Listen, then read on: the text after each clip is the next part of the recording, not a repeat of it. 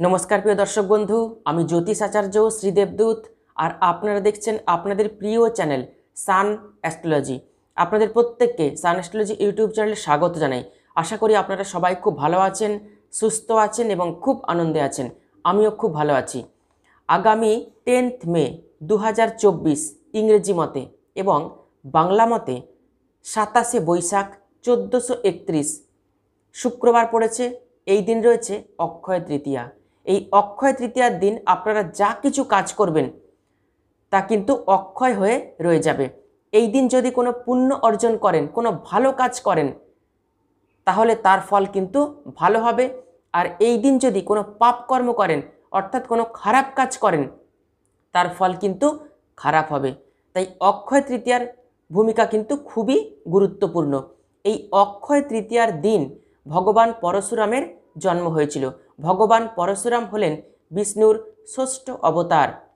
এই অক্ষয় তৃতীয়ার দিন থেকেই উড়িষ্যার পুরীর জগন্নাথ মন্দিরে ভগবান জগন্নাথ দেবের রথযাত্রার কর্মসূচির সূচনা করা হয়। এই অক্ষয় তৃতীয়ার দিন বেদব্যাস মহাভারত রচনা করতে শুরু করেছিলেন। তাহলে বুঝতেই পারছেন অক্ষয় তৃতীয়ার বিশেষ গুরুত্ব এবং ভূমিকা রয়েছে। তাই যাদের জীবনে প্রচণ্ড অশান্তি, দুঃখ, দুর্দশা, দারিদ্রতা, যে কোনো কাজে বাধা, পারিবারিক অশান্তি, বিবাহিত জীবনে সমস্যা, ব্যবসা মন্দা চলছে, কোনো কর্মলাভ হচ্ছে না, আর্থিক স্থিরতা আসছে না, অর্থ কিছুতেই সেভিংস হচ্ছে না, কর্মের জায়গাটা খুবই অসুবিধার মধ্যে রয়েছে, জীবনে সাফল্য আসছে না, তারাই এই অক্ষয় তৃতীয়াকে কাজে লাগান। এই অক্ষয় তৃতীয়ার দিন বিশেষ একটি টোটকার কথা আজকে আপনাদেরকে জানাবো। আপনারা অবশ্যই এই টোটকাটি করবেন। সম্পূর্ণ শ্রদ্ধা, ভক্তি এবং বিশ্বাস নিয়ে এই টোটকাটি করলে অবশ্যই আপনারা পজিটিভ রেজাল্ট পাবেন। তো ভিডিওটি শুরু করছি। অনুরোধ রইল ভিডিওটি শেষ পর্যন্ত দেখার জন্য। এই অক্ষয় তৃতীয়ার দিন রবি মেষ রাশিতে উচ্চস্থ থাকে এবং চন্দ্র বৃষ রাশিতে উচ্চস্থ থাকে। রবি আমাদের আত্মার কারক গ্রহ, পিতার কারক গ্রহ, আর চন্দ্র মায়ের কারক গ্রহ, মন মানসিকতা এইগুলি নিয়ন্ত্রণ করে থাকে চন্দ্র। অক্ষয় তৃতীয়ার দিন গোচরে রবি এবং চন্দ্র পাশাপাশি অবস্থান করে থাকবেন। এই অক্ষয় তৃতীয়ার দিন যারা ব্যবসাস্থলে অথবা বাড়িতে পুজো পাঠ করবেন গণেশ এবং লক্ষ্মীর, তারা গণেশ এবং লক্ষ্মী ঠাকুর যখন কিনবেন, এই গণেশ এবং লক্ষ্মী ঠাকুর বসা অবস্থায় কিনবেন। অর্থাৎ গণেশ এবং লক্ষ্মী ঠাকুর যেন বসে থাকেন। দাঁড়িয়ে থাকা লক্ষ্মী গণেশের কোনো রকম কোনো ফটো অথবা কোনো মূর্তি কিনবেন না। গণেশের সুঁড় গণেশের সবসময় বাম দিকে থাকবে, এই রকম গণেশের মূর্তি বা ফটো কিনবেন। গণেশের রং যেন গোলাপি রঙের হয়ে থাকে, তাহলেই কিন্তু শুভ ফল প্রাপ্ত করতে পারবেন। প্রথমে গণেশের পুজো করবেন, তারপর লক্ষ্মীর পুজো করবেন। এই অক্ষয় তৃতীয়ার দিন অবশ্যই নিরামিষ আহার গ্রহণ করবেন। পারলে সোনা কিনতে পারেন, যদি সোনা কিনতে না পারেন তাহলে পারলে রূপো কিনবেন। আর যদি রূপো বা সোনা এই দুটির কোনোটিই কিনতে না পারেন তাহলে যে কোনো একটি ধাতু অবশ্যই কিনবেন। আর অক্ষয় তৃতীয়ার দিন আপনাদের সামর্থ্য মতো কিছু না কিছু দান করবেন। এরপর আসব অক্ষয় তৃতীয়ার দিন বিশেষ করে কি কি জিনিস কেনা খুবই প্রয়োজন। এই অক্ষয় তৃতীয়ার দিন আপনারা কিছু পরিমাণ চাল কিনবেন। অর্থাৎ যে চাল আপনারা বাড়িতে ভাত রান্না করে খেয়ে থাকেন, আপনাদের সামর্থ্য মতো 500 গ্রাম অথবা 1 কেজি বা তার থেকে বেশিও চাল কিনতে পারেন। এটা প্রথম। দ্বিতীয় হলো কিছু পরিমাণ ঘি কিনবেন, সেটা 50 গ্রাম হতে পারে অথবা 100 গ্রামও হতে পারে। তৃতীয়, একটি জটাধারী নারকেল কিনবেন। চতুর্থ, সবুজ রঙের শাকসবজি কিনবেন।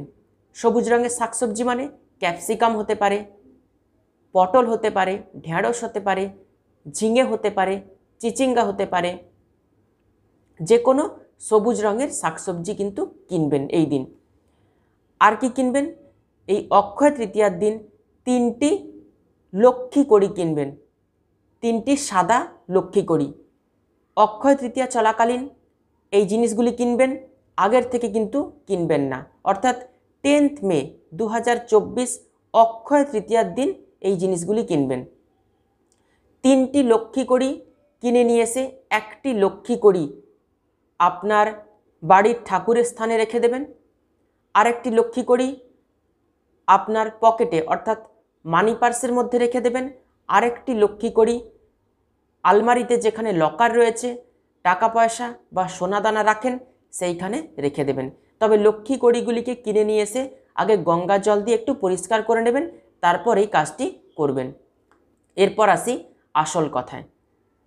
অক্ষয় তৃতীয়া চলাকালীন একটি জটাধারী নারকেল কিনবেন, এর সঙ্গে একটি লাল রঙের শালু কাপড়, একটি হলুদ রঙের মৌলি অর্থাৎ হলুদ সুতো, আর কিছু পরিমাণ সাদা চন্দন কিনে নেবেন। যদি বাড়িতে সাদা চন্দন কাঠ থেকে থাকে তাতেও কিন্তু চলবে। তবে যে যে জিনিসগুলি বললাম এই জিনিসগুলি অক্ষয় তৃতীয়ার দিনই কিন্তু কিনবেন। আর যে কাজের কথা বলবো অর্থাৎ যে টোটকার কথা বলবো সেই টোটকাটিও কিন্তু অক্ষয় তৃতীয়া চলাকালীন অক্ষয় তৃতীয়ার দিন কিন্তু করবেন।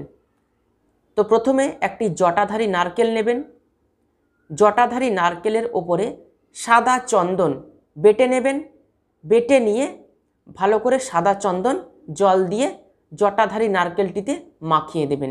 এরপর লাল শালু কাপড় দিয়ে নারকেলটিকে ভালো করে মুড়ে দেবেন।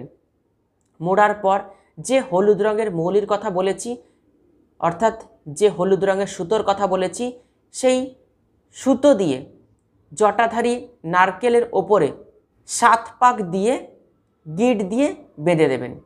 এরপর আপনার মনস্কামনা জানাবেন, 2 হাতে জটাধারী নারকেলটিকে নেবেন, জটাধারী নারকেলটিকে নিয়ে আপনার মনস্কামনা জানাবেন। এই কাজটি কিন্তু আপনার বাড়ির ঠাকুর ঘরে করবেন। মনস্কামনা জানিয়ে আপনার বাড়ির পূর্ব দিকের যে কোনো একটি জায়গায় রেখে দেবেন। তবে পূর্ব দিকে যে রাখবেন সেটা একটু উঁচু জায়গায় রাখবেন, অর্থাৎ কোনো তাকে এই নারকেলটিকে রেখে দেবেন। মেঝেতে বা মেঝের কাছাকাছি স্থানে কিন্তু রাখবেন না, একটু উঁচু জায়গাতে রাখবেন। 1 বছর ওইভাবে রেখে দেবেন। এই কাজটি কিন্তু অক্ষয় তৃতীয়ার দিন স্নান সেরে শুদ্ধ বস্ত্র পরে শুদ্ধ মনে শুদ্ধ দেহে করবেন।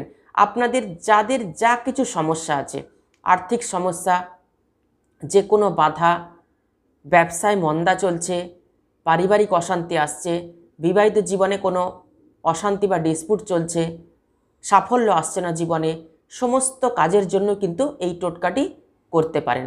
1 বছর ওই নারকেলটি থাকবে, আবার পরের বছর অর্থাৎ 2025 সালে অক্ষয় তৃতীয়ার আগের দিন এই নারকেলটিকে কোনো বহমান নদীতে অথবা কোনো প্রতিষ্ঠিত করা পুকুরে ভাসিয়ে দেবেন।